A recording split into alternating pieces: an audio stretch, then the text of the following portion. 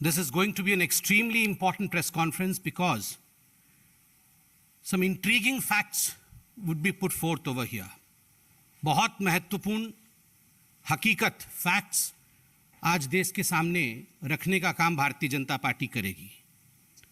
आप सब ने देखा कि 20 वर्षों तक भारत के माननीय प्रधानमंत्री नरेंद्र मोदी जी ने किस प्रकार से विषपान किया, किस प्रकार से उनके ऊपर सन 2002 के गुजरात दंगों को लेकर झूठे आरोप, झूठे आक्षेप लगाए गए और कल किस प्रकार सुप्रीम कोर्ट ने, देश के सर्वोच्च न्यायालय ने उन्हें क्लीन चिट दिया। इस विषय में पार्टी ने प्रेस कॉन्फ्रेंस भी किया।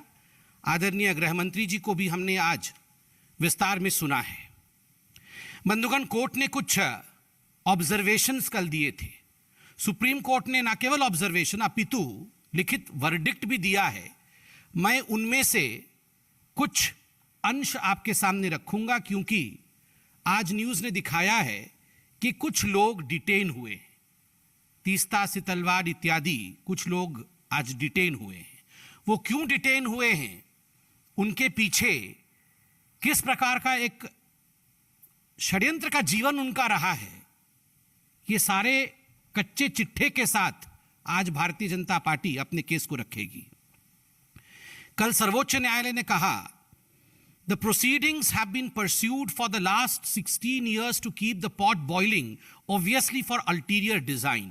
16 वर्षों से ये जो केस चल रहा था कहीं ना कहीं एक अल्टीरियर डिजाइन अर्थात षड्यंत्र के अंतर्गत चल रहा था और इस विषय को जीवित रखने के प्रयास से चल रहा था।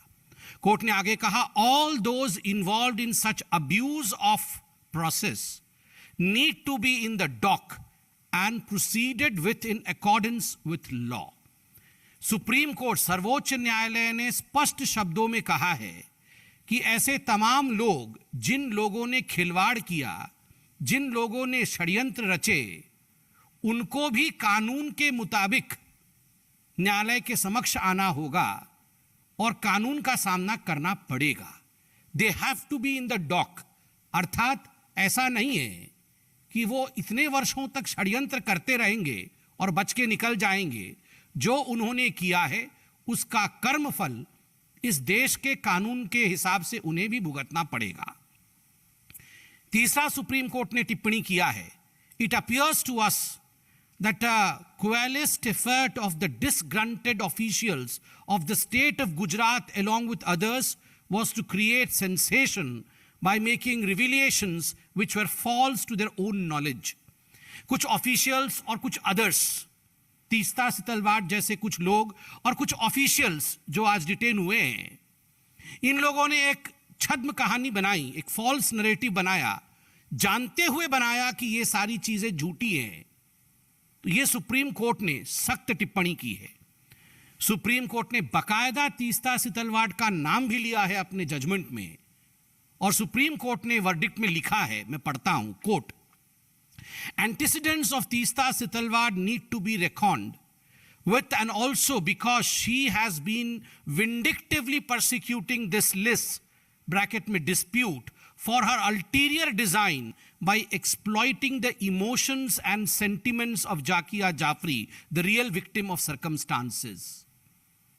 सुप्रीम कोर्ट ने कहा है कि तीस्ता, सितलवाड़ के एंटीसीडेंट्स की जांच करनी होगी, पता लगाना होगा कि ये तीस्ता, सितलवाड़ जिसने इस डिस्प्यूट को इतने लंबे खींचने की कोशिश की और जो विक्टिम थे उनके इमोशंस का प्रयोग करते हुए उसने अपने अल्टीरियर डिजाइन अर्थात अपने षड्यंत्र को उसने अंजाम दिया। तो तीस्ता, सितलवाड़ के पीछे जो षड्यंत्र था, नीड टू बी रेकॉन्ड, उसका पता लगाना होगा। तो आज ये जो पता लगाने की प्रोसेस चल रही है, बहुत सारे प्रश्न ऐसे हैं जिनका आज देश के सामने हम जवाब रखना चाहेंगे। I have number of documents, समय कम है, मैं ये सारे डॉक्यूमेंट्स आपके सामने पढ़ नहीं सकता, मगर किस प्रकार से तीस्ता, सितलवाड़ एंड कंपनी ने देश को बरगलाने का काम किया गुजरात के दंगों को लेकर, मैं कुछ उदाहरण रखूंगा। जाकिया जाफरी किसके निर्देश पर काम कर रही थी, उनको डिक्टेशन कौन दे रहा था, और केवल जाकिया जाफरी नहीं, कई ऐसे विटनेस थे देश में गुजरात दंगों को लेकर जिनको ट्यूटर और डिक्टेशन देने का काम तीस्ता सितलवाड़ की जो एनजीओ थी वो एनजीओ कर रही थी। और बड़ा आश्चर्य का विषय है, मैं कुछ उदाहरण दूंगा, आप सब इस उदाहरण को जानते हैं। कौसर बानो नाम आपने सुना होगा। कौसर बानो वो महिला थी जो एक नरेटिव बनाया गया कि शी वॉज प्रेग्नेंट और छुरी से उनके गर्भ को काट करके बच्चे को मार दिया गया। और ये फैलाने का काम, इस नरेटिव को फैलाने का काम तीस्ता सितलवाड़ एंड कंपनी ने किया था। बाद में ये पोस्टमार्टम में मालूम पड़ा कि उनकी डेथ, कौसर बानो की डेथ जलने से हुई थी और ये पूरी की पूरी कहानी फर्जी थी।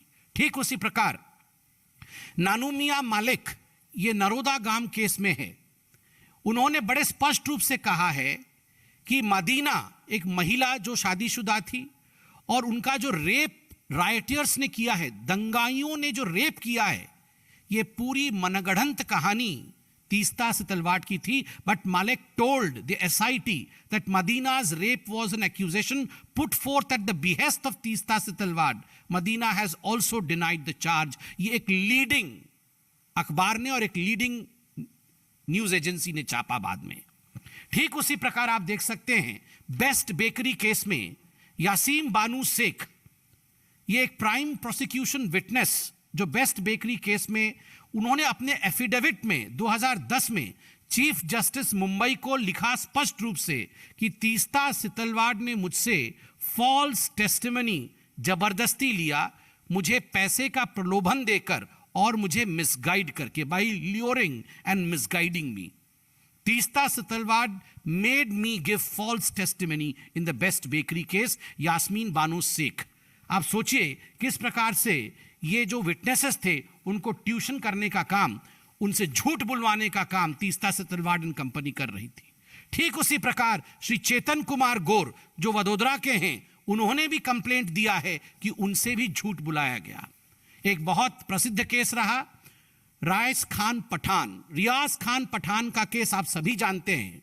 रियाज खान पठान ने भी, जो कि पहले तीस्ता सितलवाड़ के एम्प्लॉय थे, वो तीस्ता सितलवाड़ की एनजीओ में काम करते थे, उन्होंने 2010 में कमिश्नर ऑफ पुलिस अहमदाबाद को एक कंप्लेंट लिखा जिसमें उन्होंने कहा almost all affidavits filed in the Supreme Court and various other courts were prepared by Teesta Setalvad on behalf of the witnesses, and he used to send his fully prepared affidavits to him in his email accounts for notarization from the respective witnesses.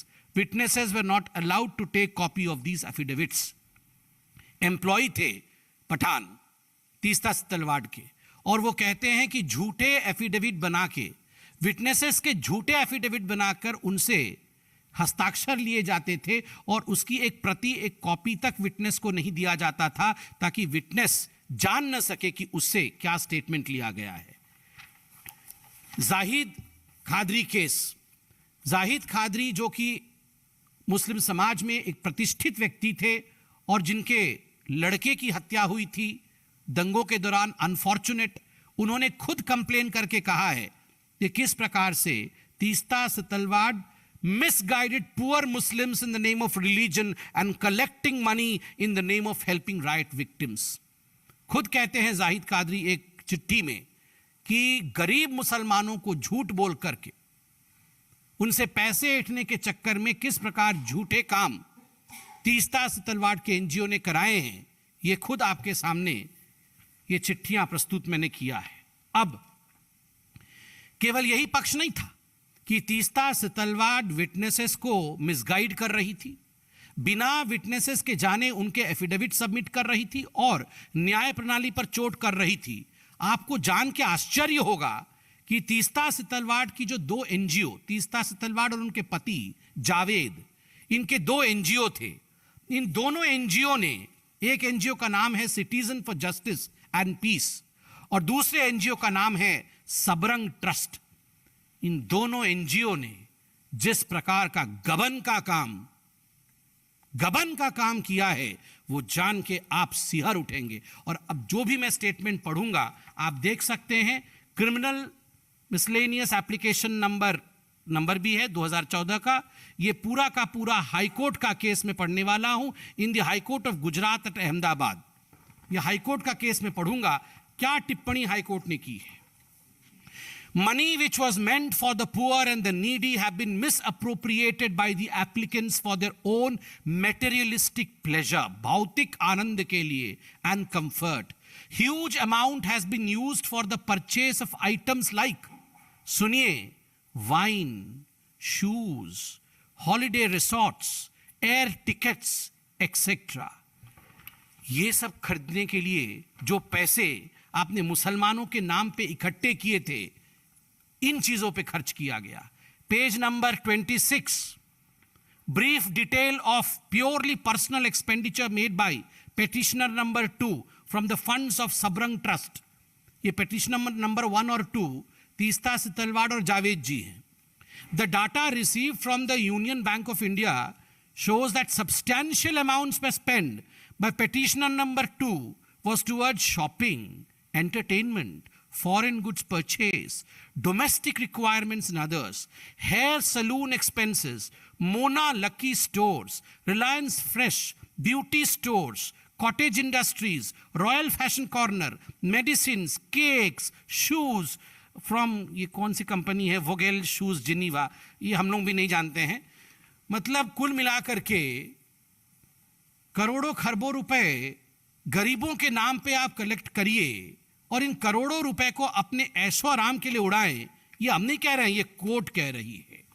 Paragraph number 8, page number 37, high court.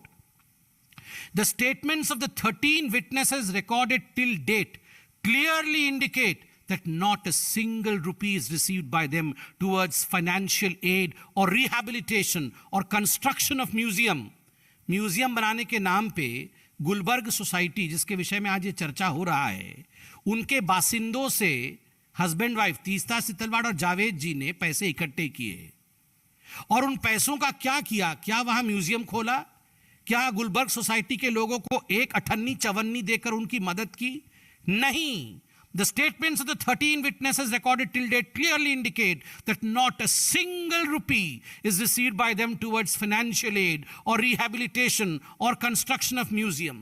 Investigations has revealed that it is only after the publication of interviews, photographs, articles relating to Gujarat riots, and more particularly after the massive campaign in 2008 onwards for collecting funds for establishment of Museum of Resistance for the Gulbarg Society, that funds started flowing into the two NGOs in crores, 44% of which in the Sabrang Trust and 35% of the CJP have been transferred to their personal accounts.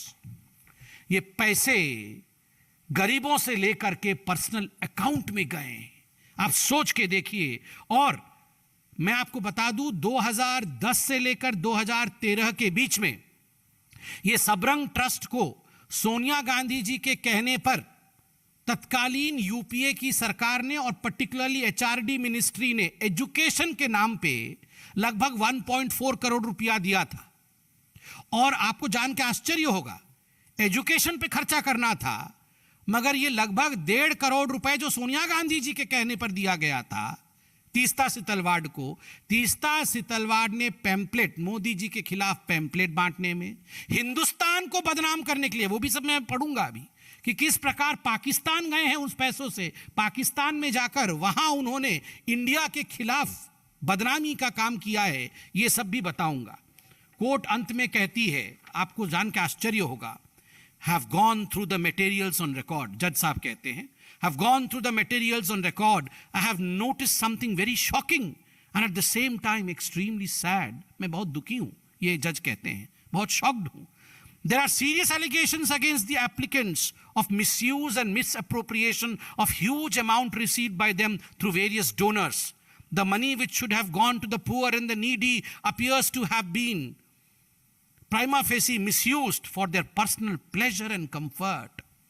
Although in the course of lengthy arguments, it was vehemently submitted that the applicants are ready and willing to cooperate with the investigation, yet I have noticed that there is no cooperation worth the name. It is only after the arguments, etc., etc.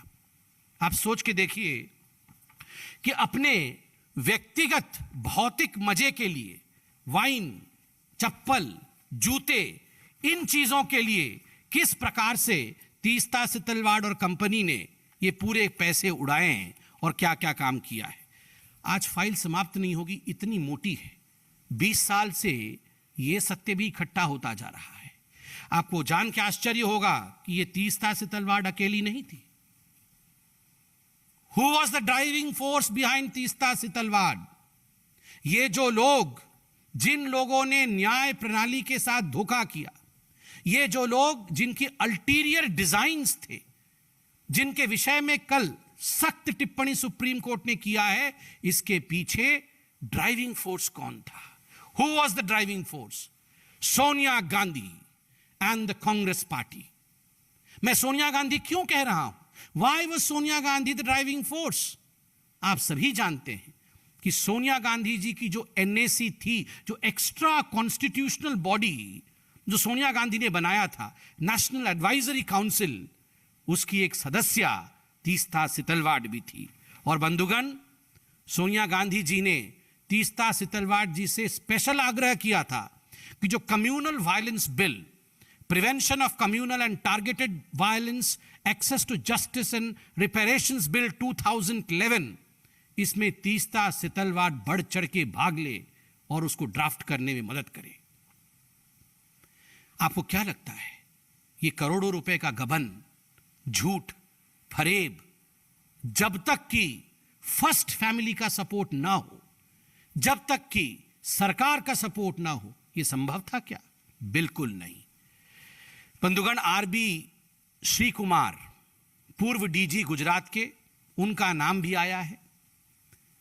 आप सब जानते हैं, अभी चंद दिनों पहले supreme court में एक बहुत महत्वपूर्ण केस चला जिसने हम सबको शर्मसार किया, इसरो के एस्पियोनाज केस के विषय में।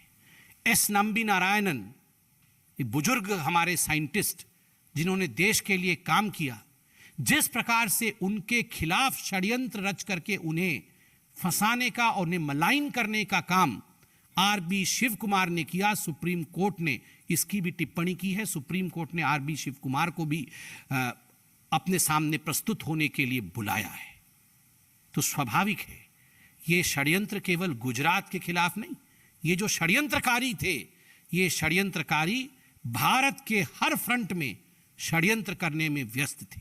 और आज अगर देश का सर्वोच्च न्यायालय सुप्रीम कोर्ट ने सख्ती के साथ कहा है कि they wanted to keep the pot boiling and they have to be brought to the dock, उन्हें भी सामने आना होगा और उन्हें भी इस न्याय चक्र को देखना होगा, उसका सामना करना होगा।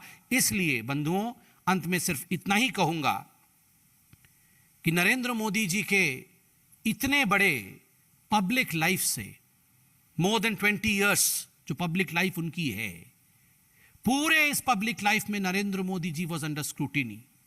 फंसाने, डराने, धमकाने, झूठे एलिगेशंस में फंसाने की चेष्टा उन्हें की गई। एक पल भी प्रधानमंत्री नरेंद्र मोदी जी धैर्यच्युत नहीं हुए, कभी भी धीरज नहीं खोया उन्होंने। और he had complete faith in the system, judiciary में कंप्लीट फेथ दिखाया। कभी एक भारतीय जनता पार्टी के कार्यकर्ता को नहीं कहा कि एसआईटी के बाहर आके टायर जलाओ और यहां दंगा करो। ऑपोजिशन से आज यही गुजारिश है कि now it is your turn to face the truth, because remember, truth has this uncanny habit of showing up its head. कभी ना कभी सत्य सामने आकर ही रहता है। सत्य को छिपाया नहीं जा सकता, सत्य को मिटाया नहीं जा सकता, सत्य को डराया नहीं जा सकता। बहुत बहुत धन्यवाद बंधुओं। कोई प्रश्न हो इसी विषय पे तो आप पूछ सकते हैं। धन्यवाद।